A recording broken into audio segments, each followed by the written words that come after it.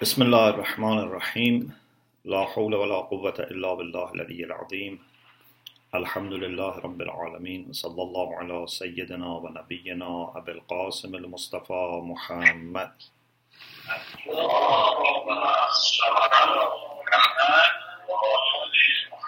وآله الطيبين الطاهرين لا سيما بقية الله في الأرضين أجل الله تعالى فرجه الشريف اللهم أخرجني من ظلمات الوهم وأكرمني بنور الفهم اللهم افتح علينا أبواب رحمتك وانشر علينا خزائن علومك برحمتك يا أرحم الراحمين. Alhamdulillah, we have tawfiq to continue our study of moral philosophy in Islam. And today I am in Winnipeg in Canada, and from here we are holding this session, inshallah. As you remember, we talked about the definition of akhlaq and the science of akhlaq, and we talked about the way our scholars have discussed the subject matter of akhlaq as being both actions and qualities.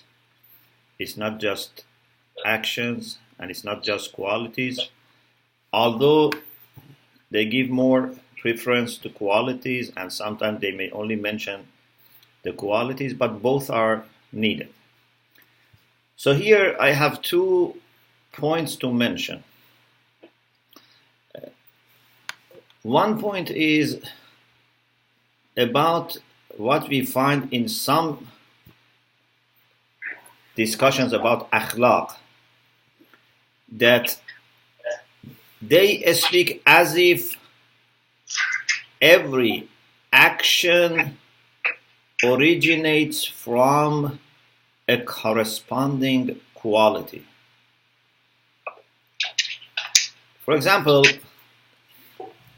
Mullah Sadra, when he talks about practical wisdom or al-hikmat al-amaliyya, he says قد يراد بها الأفعال الصادرة عن الخلق. Sometimes practical wisdom refers to the actions which are issued from khulq, from traits of character. Or for example, he continues and says فَالْحِكْمَةُ الْعَمَلِيَّةِ التي جعلت قسيمة للحكمة النظرية هي العلم بالخلق مطلقا وما يستر منه.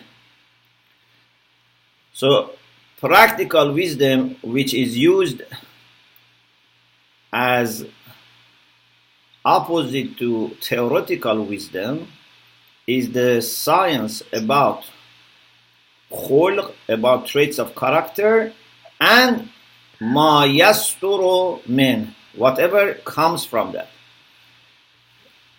I think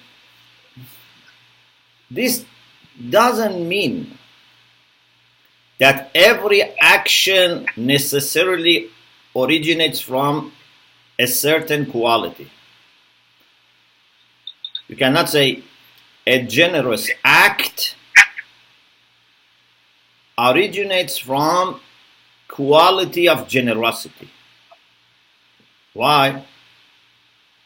Because many times people may not have the quality and just may try to bring the actions.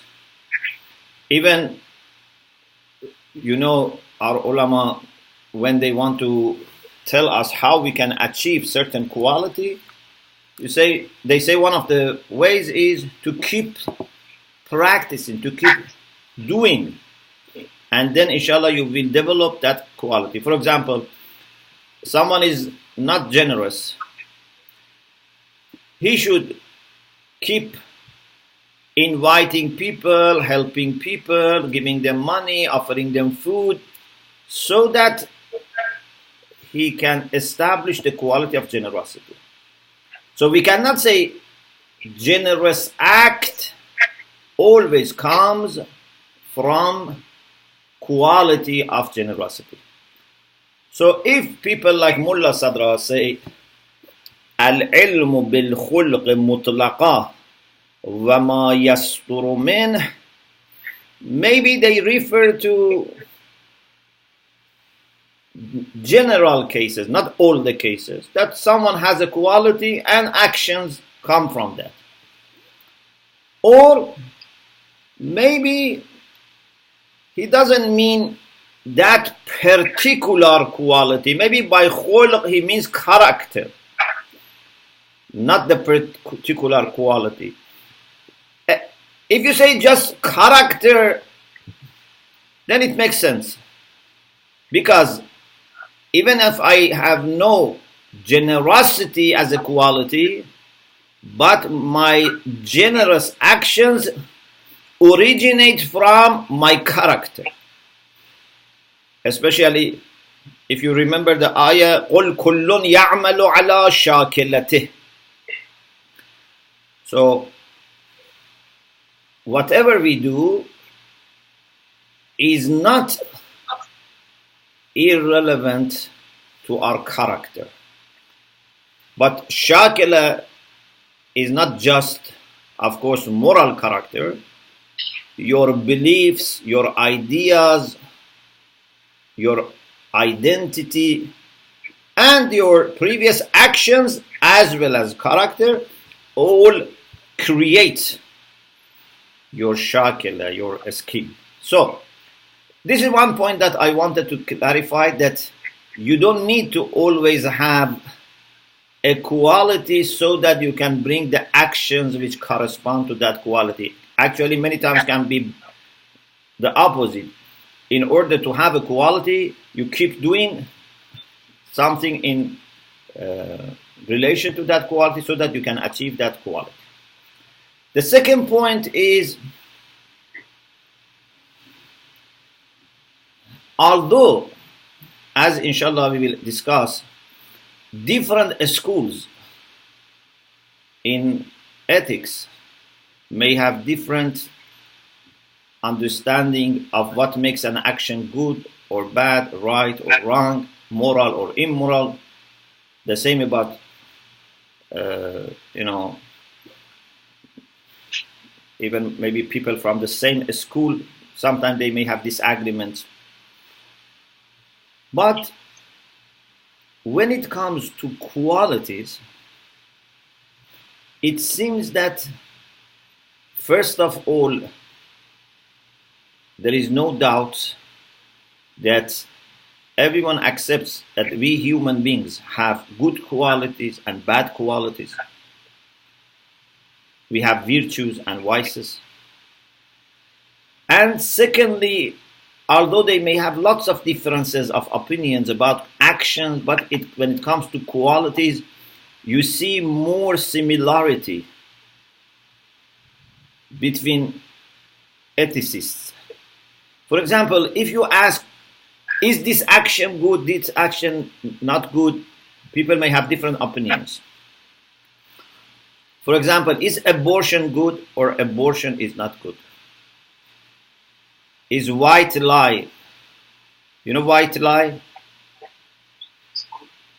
Duruga maslahati. Is white lie is good or bad? People may have different opinions.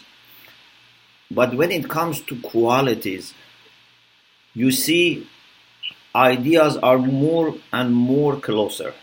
For example, if you ask, is generosity good or bad? Is truthfulness good or bad? Kindness is good or bad? Selfishness is good or bad? Greediness. When it comes to qualities, the differences that we have about actions are much, much less. It seems that people across different schools of thought have much more closer and similar understanding of human virtues. So this is a very important point. Also, it seems that everyone, even if they don't say it, or they don't make it clear, it seems everyone who is discussing ethics, whether it be religious people or secular people, whether it's in religious ethics or secular ethics, it seems that they all accept that actions are not the same. Qualities are not the same. It's not that you can do whatever you like. It is true that some people who are very, very skeptical, they may say, for example, you can do whatever you like. But these are not really serious ethicists. As much as I know, you don't find any serious ethical thinker or writer or philosopher who says you can do whatever you like. Or in ethics, everything works, everything is all right. No. Even relativists, they don't say everything is correct. Some people think relativists think that everything is okay. No, even relativists don't say everything is okay. They have their own checks and balances. So, there is more similarity among ethicists about qualities, and there seems to be a consensus, a kind of agreement about the need for ethics, the need to understand and then encourage moral actions and moral qualities. Okay, these are 2 points that I wanted to add to our discussion for last session. Now, what is the subject matter of ethics? If you want to summarize, the subject matter of ethics is voluntary actions, not every action. You know, for example, you grow in age, you grow in height, you grow maybe in weight, your beard, your hairs grow. These are actions. Your heart beats. Yeah? But these are not what we discuss in akhlaq, because these have nothing to do with our free will.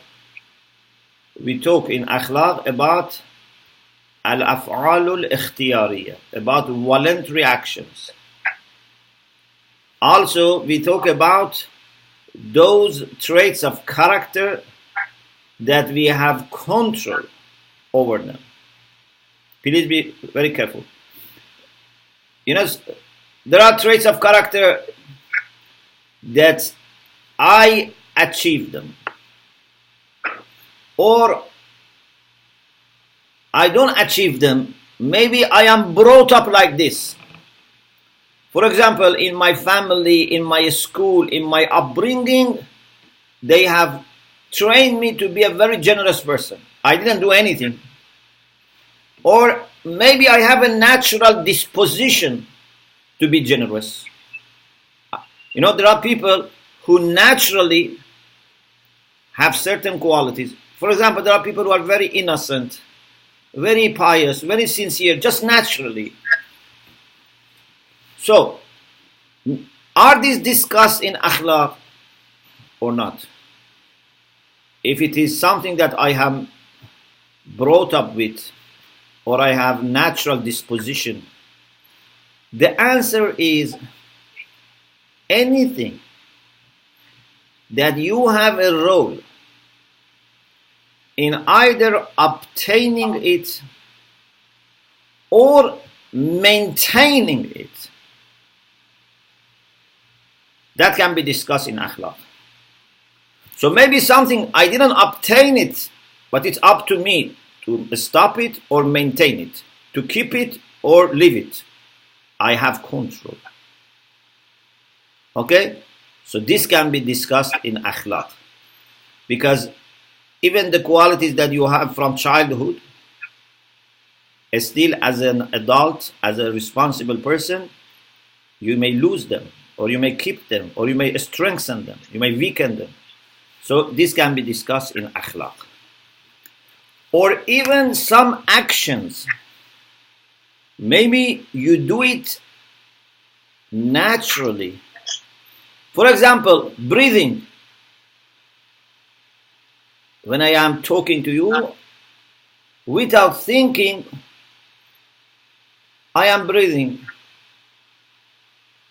But because I can stop breathing by my will and suffocate, so we can say this is also discussed in akhlaq, in the sense that we say you should not stop breathing because this would be suicide.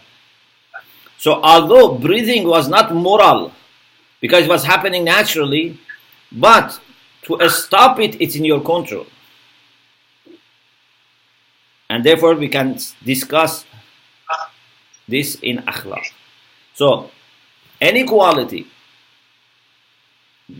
and any action which are somehow voluntary, in the sense that to bring them in the first place, or to keep them, to preserve them, to maintain them,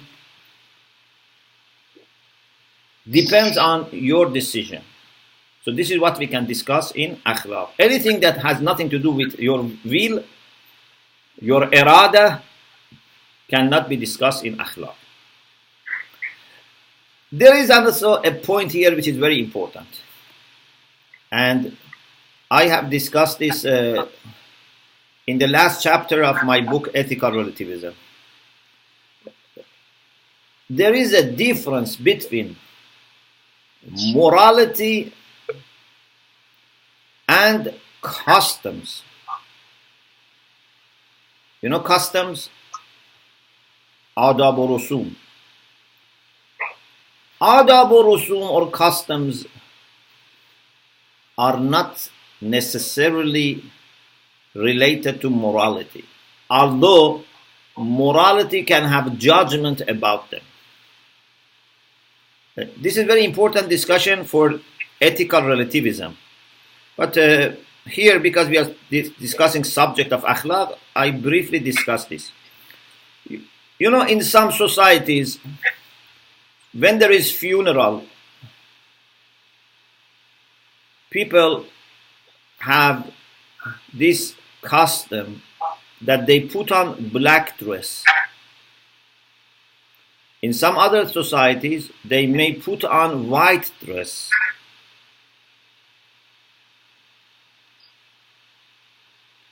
In some societies, when the guest comes, it's good to finish the food. If you don't finish the food, it means that you didn't enjoy the food. In some societies, you shouldn't finish the food, because if you finish the food, it means that the food was not enough. So you always try to leave some of the food, so to say that it was more than enough. In some societies, when you give them, for example, a cup of tea,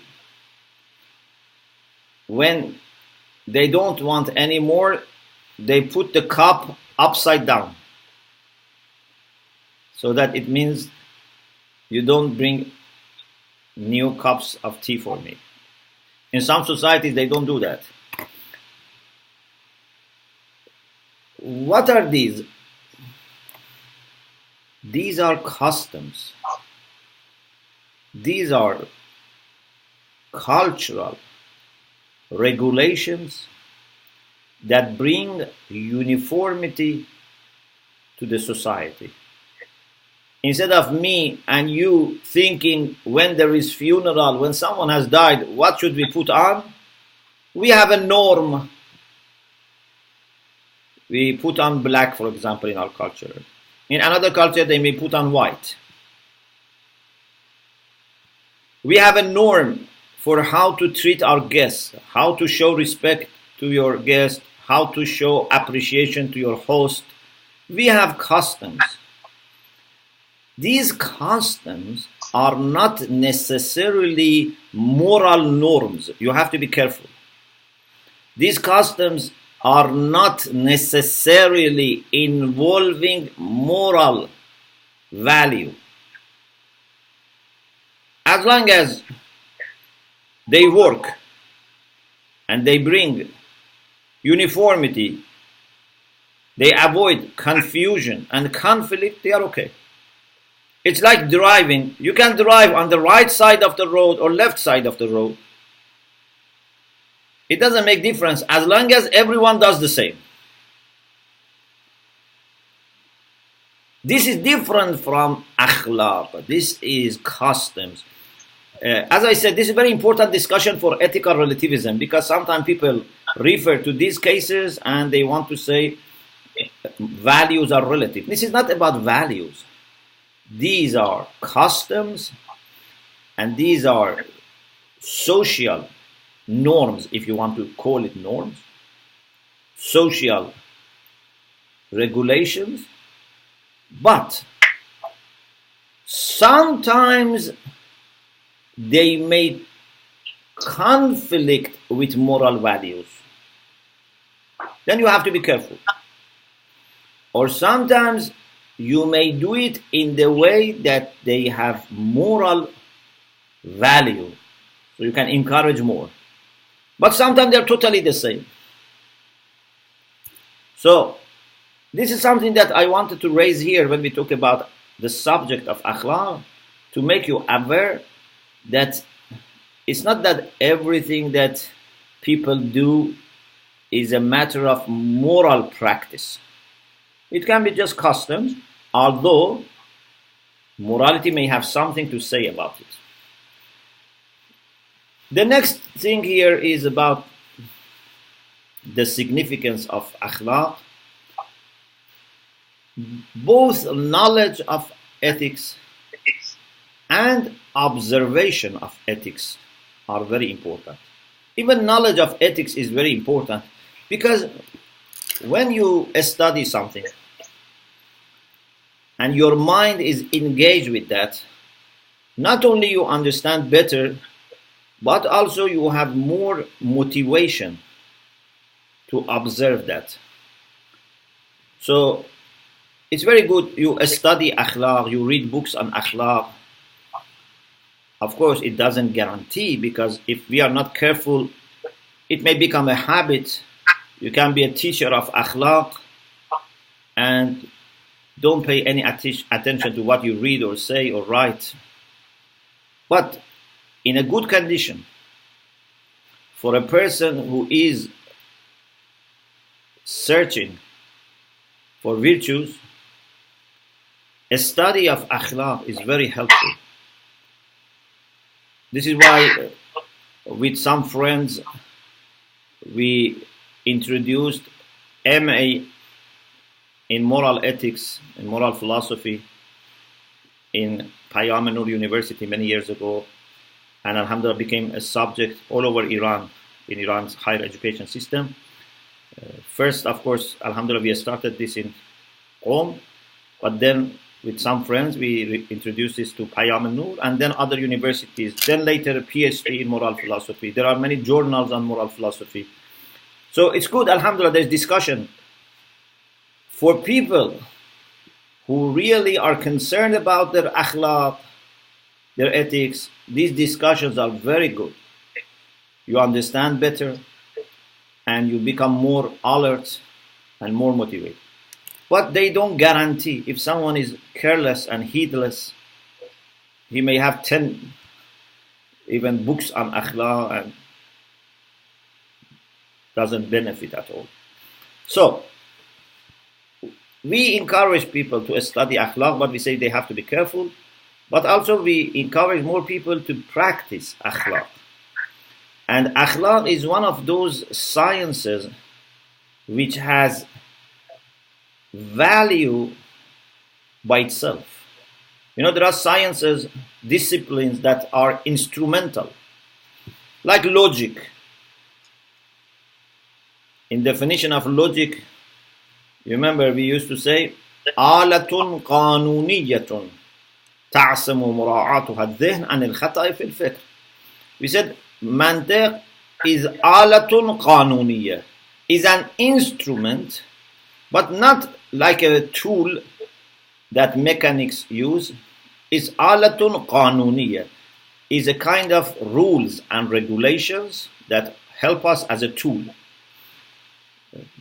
Grammar, Arabic grammar, sarf, nahv, balagha, morphology, syntax, rhetorics, all are tools. Even usul al-fiqh is tool. But akhlaq by itself is an end, is a science, a discipline that by itself is very important.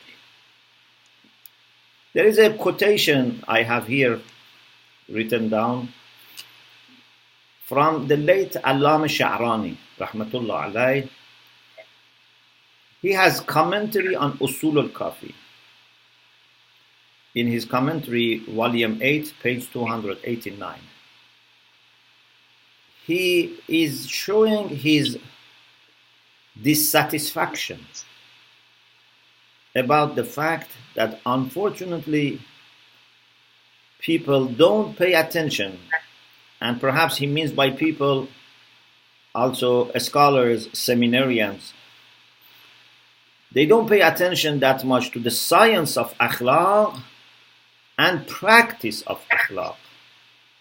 And they pay more attention to actions and to rituals.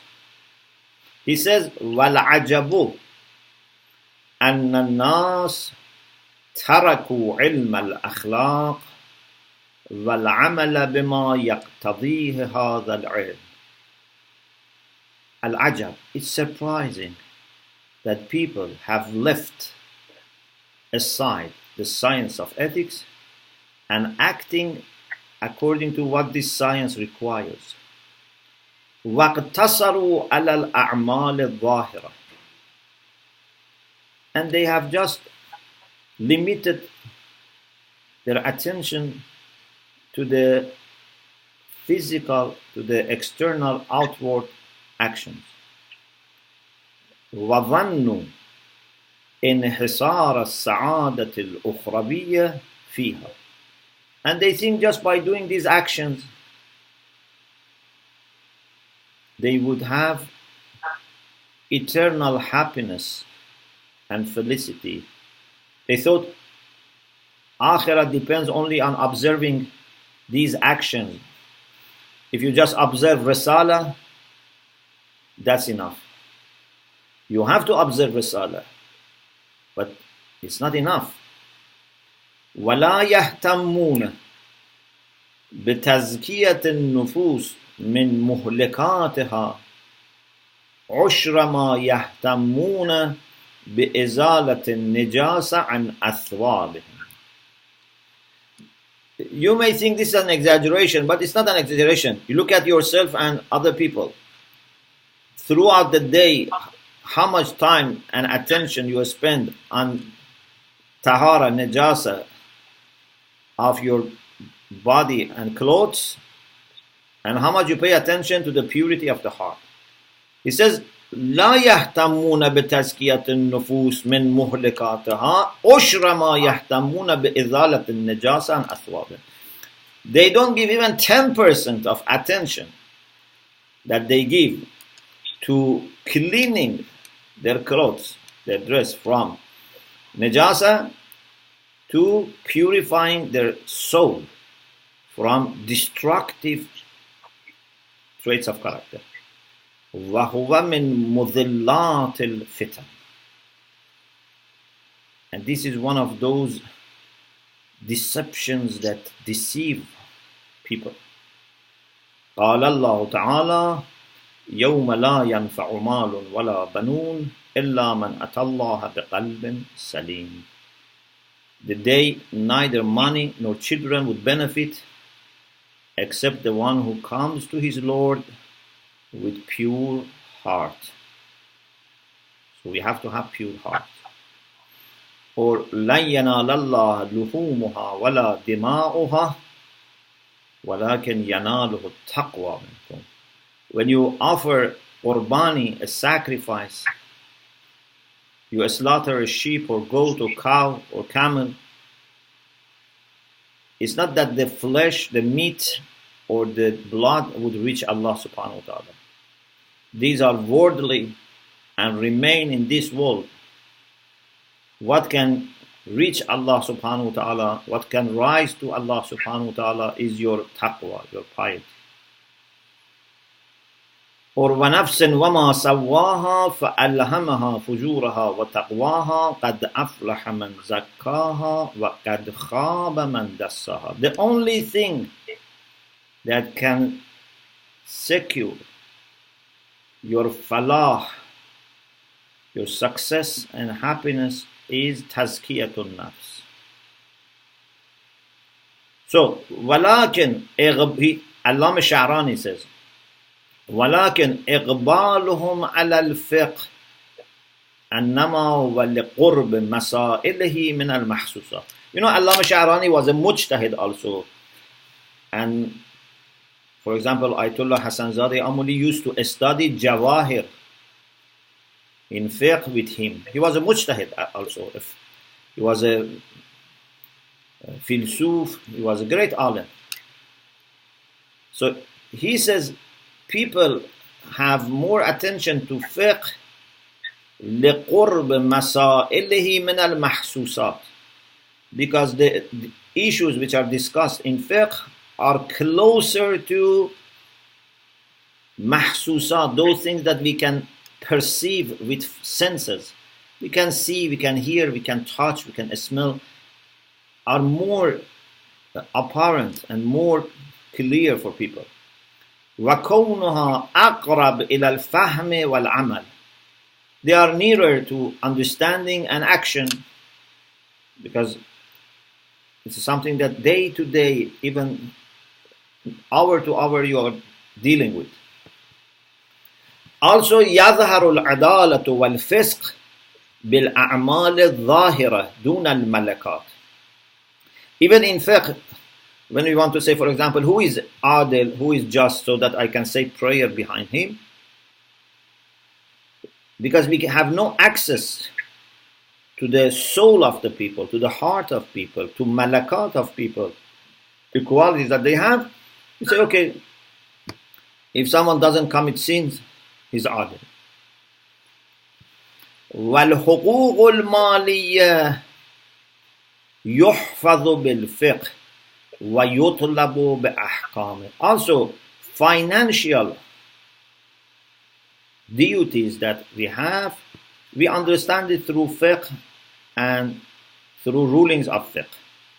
So, we need fiqh, we sense our need for fiqh more, but unfortunately, وَلِذَلِكَ ظَنُّوا احْتِيَاجَهُمْ إِلَى الْفِقْهِ أَشَدَّ مِنْ عِلْمِ الْأَخْلَاقِ. This is mistake. We need fiqh. We very much need fiqh. But this is wrong to think that we need fiqh more than akhlaq. We need both of them, but the need for akhlaq is even more than fiqh. Not to reduce your attention to fiqh, but to increase your attention to akhlaq.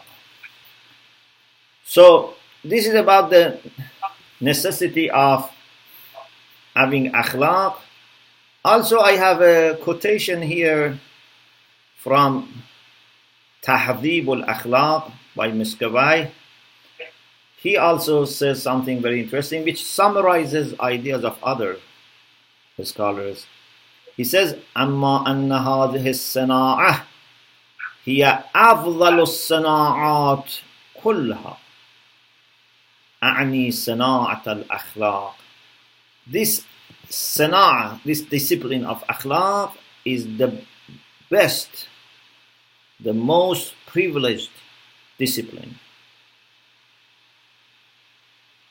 because it deals with تجويد فعل الإنسان بما هو إنسان.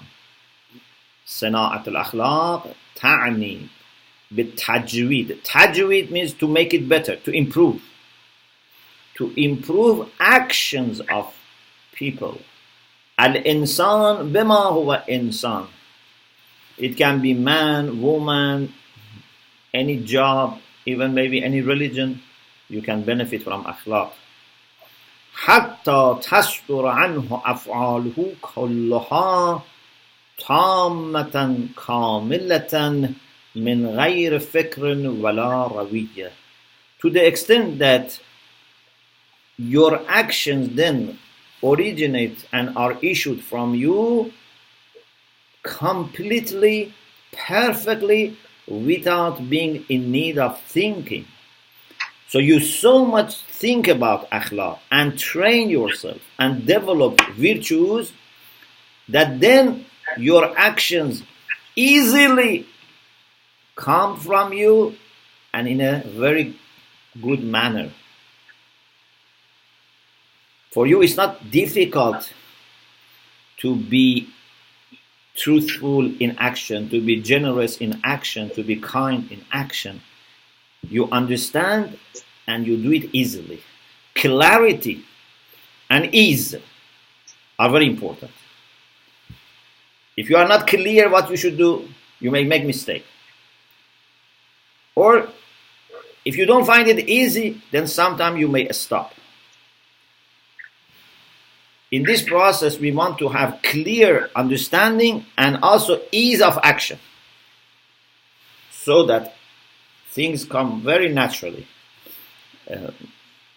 In a akhlaq series in London, in Jose, London, I had a point, and one of the students made a poster about it. Maybe I can find it and send you this poster. I had this idea that unfortunately many times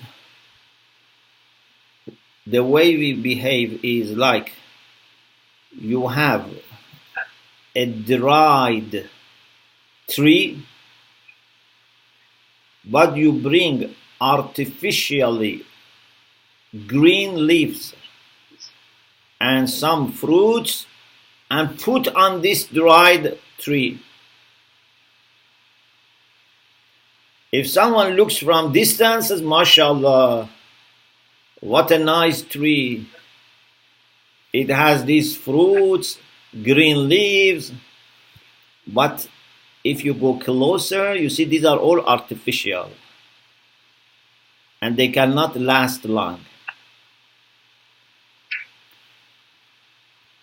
A mu'min must be a living tree that naturally produces leaves and fruits. If you are really mu'min and if your roots are connected to Allah subhanahu wa ta'ala, automatically you say your salat, you fast, you give zakat, you are kind, you are generous, you are truthful. Everything comes naturally and easily and from within yourself. There is consistency, there is clarity. But if you don't start everything from the root and you want to sort things from the surface only, then someone maybe has prayer, fasting, 20, 30, 40 years, but it is still superficial. It's still artificial. There is no connection between heart and mind and organs. So, this is why we have to pay more attention to akhlaq. Of course, a study is not enough, but at least it's a step. The more you study, inshallah, the more alert you become, the clearer the picture becomes for you, inshallah. Okay, now we want to start a very important part of our discussion that you need till end of the course. There are 3 types of studies of akhlaq. In many books you find this. In the book Ethics by Frankena that I told you, also you find this. But I have a little bit changed some of the ideas or added some of the ideas. One way of studying akhlaq is what we call descriptive ethics. Descriptive ethics. In Farsi, you can translate akhlaq tawsifi or wasfi, because maybe tawsif in Arabic is not very accurate, because wasf by itself is muta'addi. So we can say akhlaq wasfi or tawsifi. The second is normative ethics, akhlaq hanjari. And the third is meta ethics, fara akhlaq. Okay, now let's explain. Descriptive ethics is a type of ethical study that aims at giving an accurate account of a person's ethics, or a group, or a tribe, or a nation, or in my view, even a religion. For example, as a historian, maybe someone writes a book on morals of a king, a president, a hero, or a bad person. This is description. For example, if someone writes a book on ethics of Hitler, or ethics of Socrates, it can be a bad person, it can be a good person. What was this person doing, saying, behaving? What values were important for him, stood out for him? These are descriptions. You don't evaluate, you don't judge, you don't argue for or against. They just have to be presented accurately. What do you expect from a person who writes on ethics of a person or a group? For example, ethics of Eskimos. Eskimos who live in the North Pole, for example. If someone writes a book on their ethics, what do you expect? You expect to have fair, sound, objective understanding of them and telling you what they do exactly, what they behave exactly. No judgment or evaluation is needed for descriptive ethics. Therefore, this is more undertaken by historians or anthropologists. Do you know anthropology? Here, I mean by anthropology, mardom shenasi, not ensan shenasi. I mean mardom shenasi. So this is a field of social studies where they study different nations, different groups, and normally they have field study. It's not philosophical, it's a field study. It's based on data, based on questionnaire, inquiry. It's field study based. In my understanding, even about religions, you can have descriptive ethics. For example, what does Islamic ethics say about certain issues? Or more generally, what is Islamic ethics? What is Christian ethics? What is Jewish ethics? What is Hindu ethics? Buddhist ethics? I think this can be descriptive. And you can do it based on their texts, references, or practice. For example, you can say Christians today say this about abortion, or Christians today do this about abortion, or you can go to their texts and references and say, according to Christianity, this is the position about abortion. So this is still descriptive. Of course, if you want to say what Christians or Muslims or Jews do, you need to do field study. If you want to say what Christianity or Islam or Judaism says, you have to refer to the text as well and references. Sometimes you don't find them to be matching. For example, certain things that we say in Islam, maybe some Muslims don't practice. So you have to be then saying that Islam says this, but these particular Muslims may do something opposite. Sometimes there can be conflict. But anyway, either you are talking about certain religion or certain religious community, both is descriptive. The second type of study is normative ethics. Akhlaq hanjari or akhlaq dasturi. I don't know if you know the difference between normal and normative. Do you know the difference between normal and normative? Norm, norm is hanjar, okay? If something is compatible with norm, we call it normal.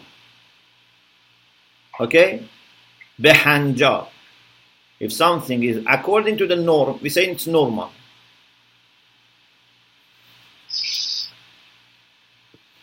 For example, if our norm is to tell the truth, and then I tell the truth, this is normal, because it's according to our norm. Or for example, if we say in our institute we have this norm for a study.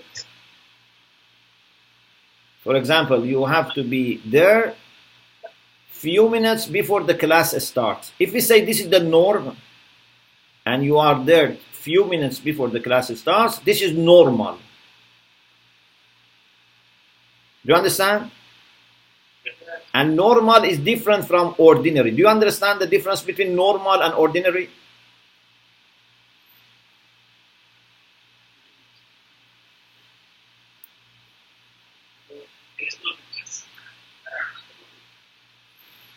Ordinary is not necessarily normal, and normal also is not necessarily ordinary. In a good condition, what is ordinary must be normal. For example, if we say you have to be there a few minutes before, and most of people also do this, then it becomes ordinary. But sometimes most of people come late or just on time. So this is ordinary but not normal. You understand the difference? It's very precise point. So normal means according to the norm, what is supposed to be. Ordinary is what is actually the case. And then we have extraordinary, khariqul ade, which is above the ordinary, means something that very rarely and exceptionally happens. This is extraordinary, means it's very rare to happen. So, normative is different from normal.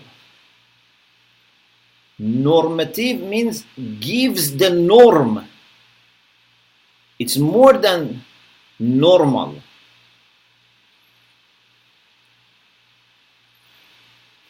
For example, what if we have a teacher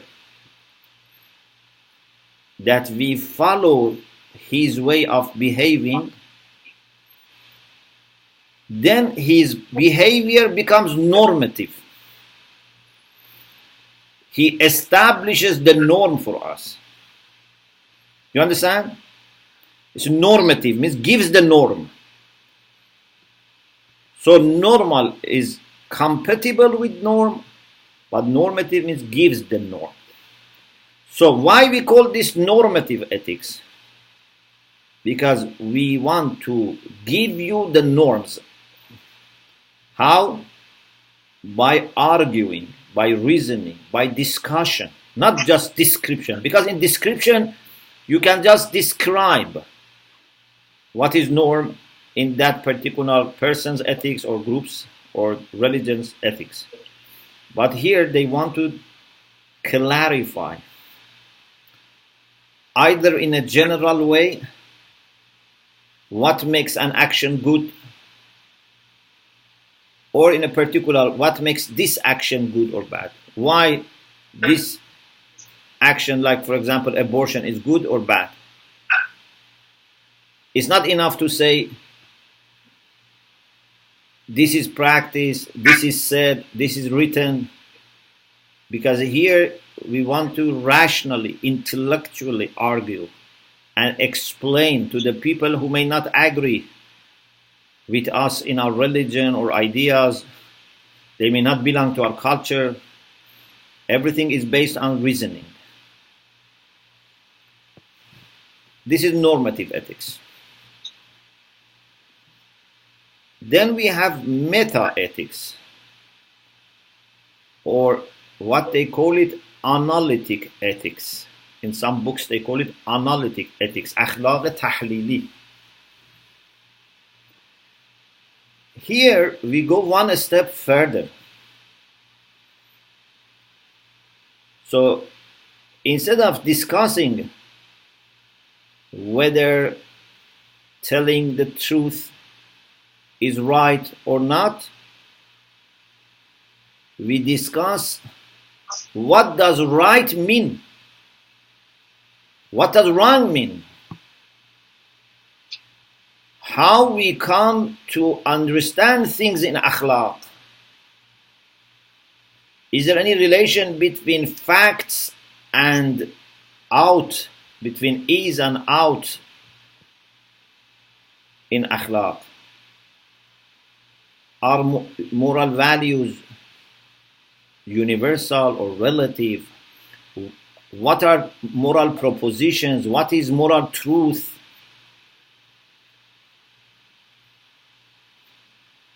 What should be observed in a moral agent? What is moral responsibility? What is the relation between ethics and religion, relation between ethics and other disciplines? These are questions that we call meta-ethics. And you understand why we say meta-ethics.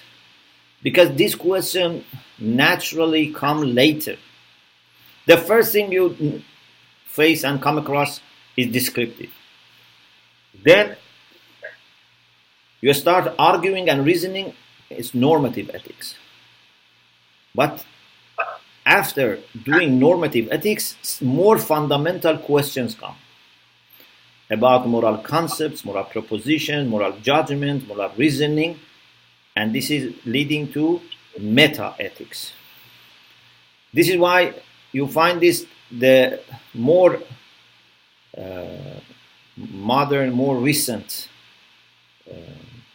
phenomenon, development in ethics. Some people have said that the second and the third types of study are moral philosophy, normative ethics and meta-ethics, and I prefer this view. Descriptive ethics is not moral philosophy. You can call it ethics, but it's not philosophical ethics, it's not moral ethics, because it's just description. And as I said, the method is not intellectual, rational. The method is field study or text study. Normative ethics is moral philosophy, and meta-ethics is also moral philosophy. This is my preference. But some people say only the last one is moral philosophy.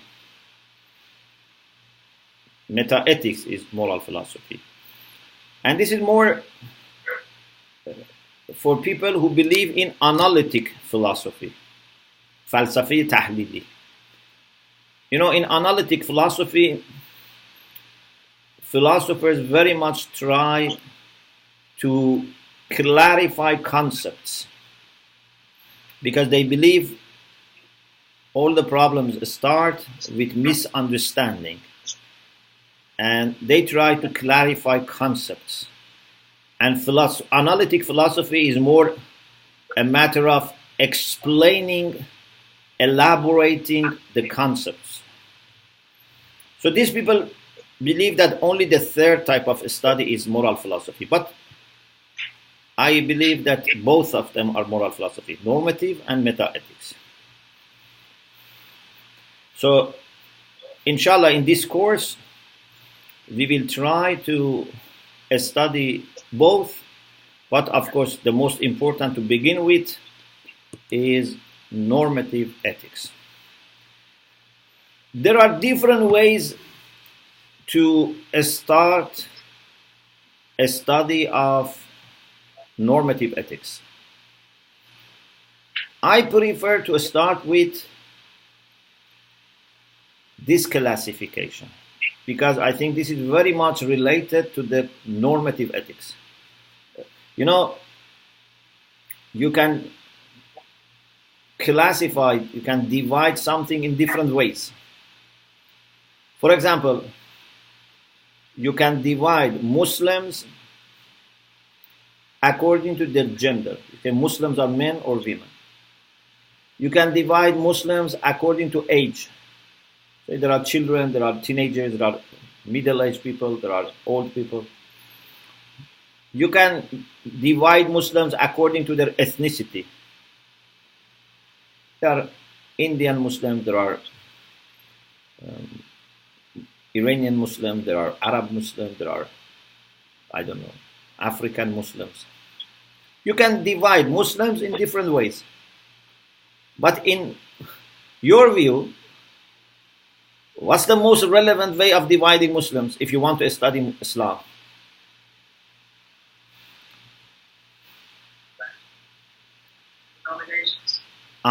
According to their understanding of Islam and practice of Islam, according to their denominations, to madhab. So, this is why I chose to start with classifying opinions and schools about normative ethics based on this classification. You find it also in Ethics by Frankena and in many other books. But inshallah here we have some extra points. Some moral philosophers are teleologists. Teleologists, not theology. Theology, Elahiyat, a study of God. Theos means God. Theos is God, Theos, and theology is a study of God.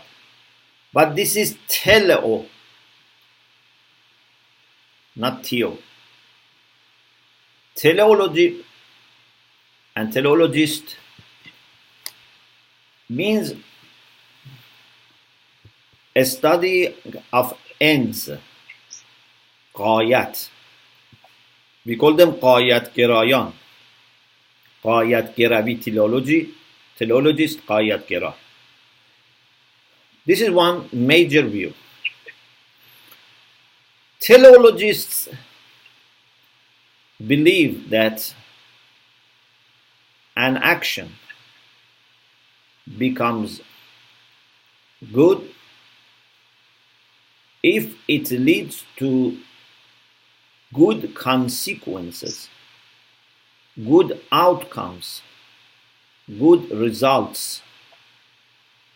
This is why they are called qayat kira, teleologists, because goodness of the action depends on the goodness of the results. So if you want to put it in a sentence, for them, an action is good if it leads to good results. But the first good and second good are different. This is not tautology.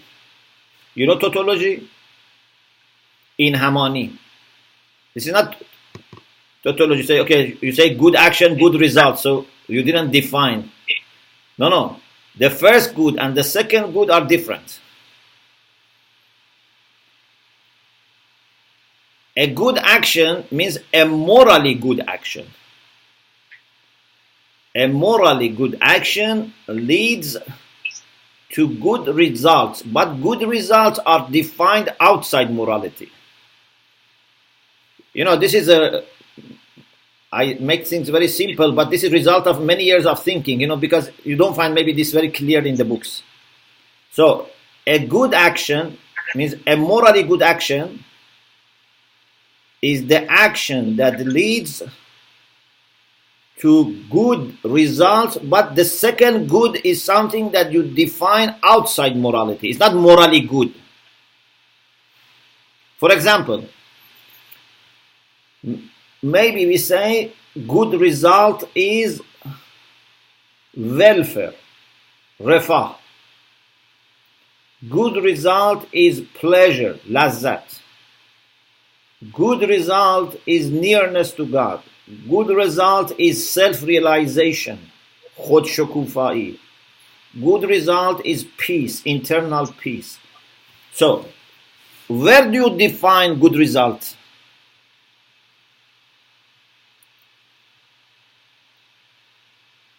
In akhlaq or outside akhlaq? Outside akhlaq. This is just, what we call mabadi tasawwuri wa tasdiqi. These are not part of this discipline. Yeah, although you may study at the beginning of the study, but these are not part of. What do you want to achieve in your moral system? This is what you have to study in aqaid, in philosophy. You have to decide it outside akhlaq. Is it clear? Because it's the basis of your akhlaq. Akhlaq helps you to understand how to get close to that, how to achieve it. Otherwise, you don't expect akhlaq to define this. So, a morally good action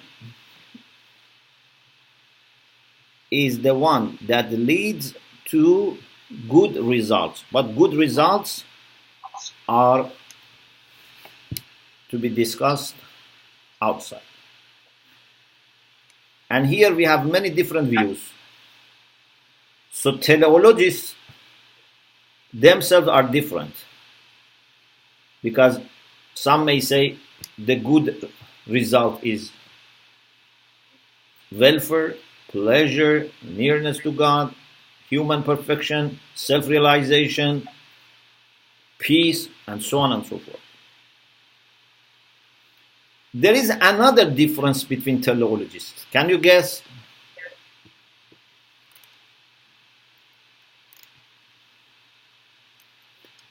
Teleologists are also different with respect to a very important question. Who is the beneficiary?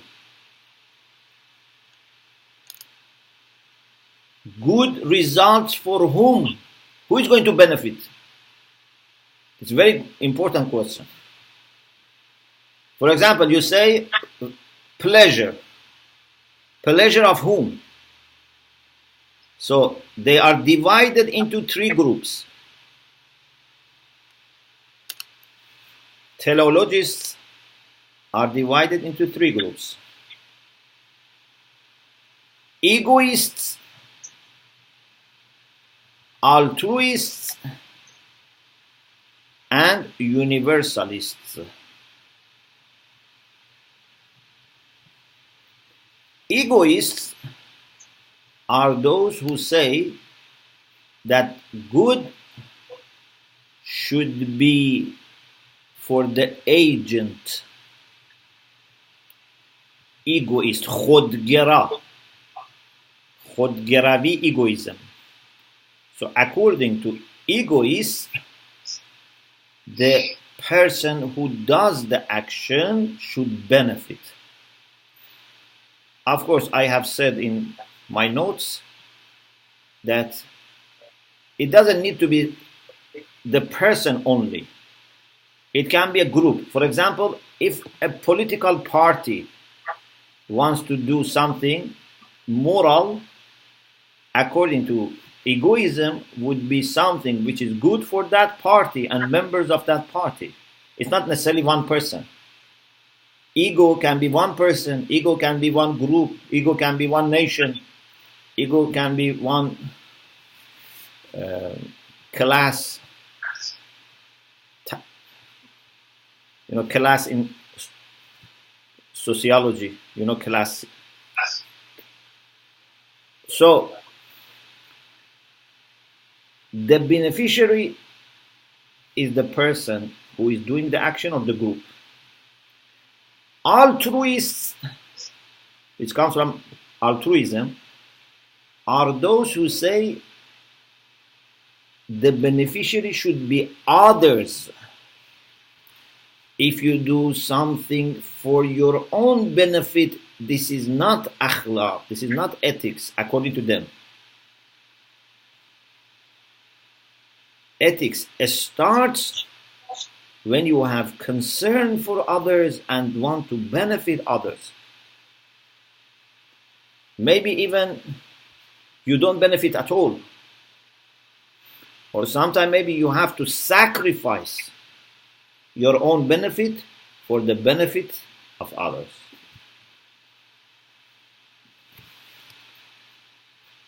Then we have universalists. And these are the people who say neither only agent nor only others. Everyone. You are also important. Others are also important, but equally important. So, either we should benefit everyone, and if we cannot benefit everyone, what should we do?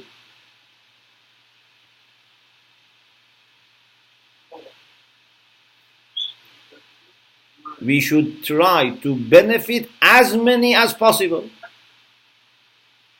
You are counted, but just equal to others. Okay? So you cannot prefer your side and deprive more people. But you don't also deny yourself. Do you understand? Your group, your interest is important, but like others. You have to be concerned for all people. And if it is not possible to benefit all, benefit as many as possible. Or at least reduce the harm for people so that less number of people suffer. Okay? So this is called universalism. So egoists stress on the person or the group that the person represents. Altruist emphasizes on others and says you have to ignore yourself. And universalist says you are important, others are important, but equally important. Don't forget yourself, but don't also give preference to yourself. You are counted like other people. So these are three major theories in teleological approach. Inshallah, I come back to this next week. Let me finish the other two and then inshallah we explore more. Then we have deontological view. Deontological view, in English we have duty. وظیفه. These are وظیفه گرایان. And deontology means وظیفه گروی. According to them, you must forget the results. Don't bother about the results. The main thing is your moral responsibility. A very famous person in this group is Immanuel Kant. Kant used to distinguish between morality and prudence. You know prudence? Like jurisprudence, we say prudence, maslahat andishi. He was saying morality is different from prudence. Prudence means you do something which has benefits. Morality is that you go beyond benefits and interests. You feel deep sense of moral responsibility and you do something out of responsibility, out of obligation. You have to tell the truth. Whether it is beneficial or not, it doesn't matter, according to this view. A form of this view is what is famous as divine command theory. Nazariye Amr Elahi, divine command theory. This is very famous. It is similar to the idea of the Ash'arites, but it has many different versions. You do something because it is commanded by God or by an authority. Whether it is good or bad, beneficial or not, it's not your concern. You remember Ash'arites used to say, Al-Hasanu ma hassanahu shari, Al-Qabihu ma qabbahahu shari. What is good? What Shari said it's good, or Shari said to do it, or Shari has commanded, this is good. There is no objectivity here. There is no criteria for assessing this independently. So this is deontological view. They don't observe results. They say somehow, because this is very, again, different. Somehow we have moral obligation, either from our own conscience or from thinking or from an authority. There is a moral obligation and you do things out of that. For these people, intention becomes very important. For these people, intention is very important because your intention must be not to seek any benefit or interest. Your intention must be you do this because of moral responsibility. The third view is virtue ethics. In the 20th century, for several decades, the most important views were the first two: teleological view and deontological view. But then, from 60s, 70s, virtue ethics was presented as a revival of Aristotelian ethics. People like Anscombe, Alistair MacIntyre, and other people called for virtue ethics, which is revival of Aristotelian ethics, which says instead of focusing more on actions, whether it is teleological view or deontological view, they focus on actions. They say we should focus on virtues and qualities, and then a moral action is the one which comes from a virtue or is corresponding to a virtue. Virtues are more important. So we have three major views about what makes an action or a quality good, or you can say we have three major views about normative ethics, but each of them has lots of sub-views. And inshallah, in the next session, we will expand more on this, and we will also try to say what would be acceptable from Islamic perspective, inshallah. وآخر دعوانا أن الحمد لله رب العالمين.